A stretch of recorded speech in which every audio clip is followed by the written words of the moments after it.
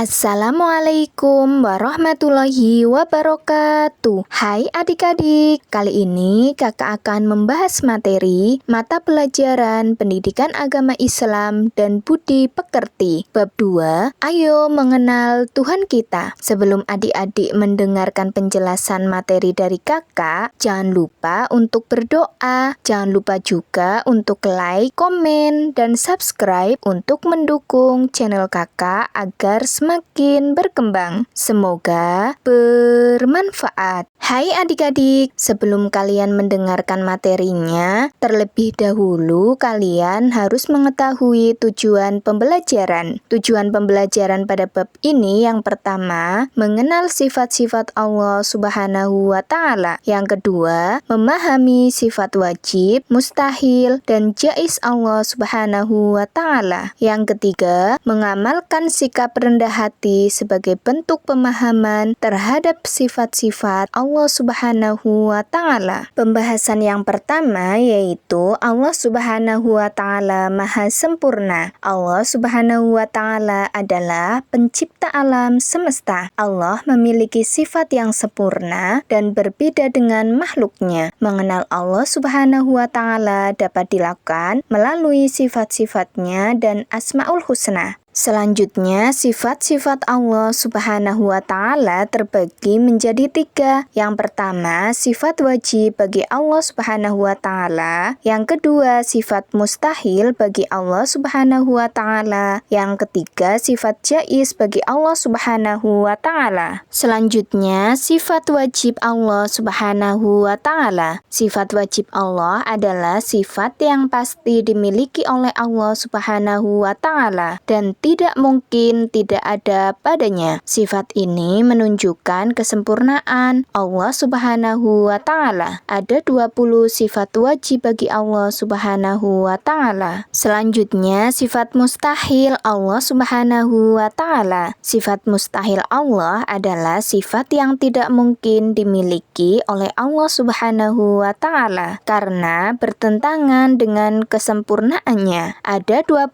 sifat mustahil bagi Allah Subhanahu wa Ta'ala. Selanjutnya, sifat jaiz Allah Subhanahu wa Ta'ala. Sifat jaiz Allah adalah sifat yang boleh dimiliki atau tidak dimiliki oleh Allah Subhanahu wa Ta'ala sesuai dengan kehendaknya. Allah boleh melakukan atau tidak melakukan sesuatu sesuai dengan kehendaknya. Hai adik-adik, ayo mengenal Allah Subhanahu wa Ta'ala dengan Asmaul Husna. Di sini ada 2. Yang pertama, Asmaul Husna Al-Wahhab. Al-Wahhab berarti Maha Pemberi. Allah yang memberikan karunia kepada kita, memberi keimanan, kesehatan, keselamatan, rezeki, dan lainnya. Oleh karenanya, kita dapat merasakan banyak nikmat dalam kehidupan kita. Yang kedua yaitu Asmaul Husna Al-Kabir. Al-Kabir artinya Maha Besar, karena Allah yang Maha Besar dan tidak tertandingi. Keberadaan alam semesta dan tata surya dan manusia merupakan makhluk paling sempurna, telah menjadi bukti betapa kebesaran Allah tidak pernah tertandingi. Selanjutnya, mengamalkan sikap rendah hati. Cara mengamalkan sikap rendah hati yang pertama, tidak sombong atas kelebihan yang dimiliki karena semua berasal dari Allah. Yang kedua, menghindari sikap merasa lebih baik dari orang lain. 3. Selalu berdoa dan meminta pertolongan hanya kepada Allah Subhanahu wa Ta'ala. Yang keempat, senantiasa bersyukur atas segala karunia Allah Subhanahu wa Ta'ala. Selanjutnya, dalil tentang mengenal Allah.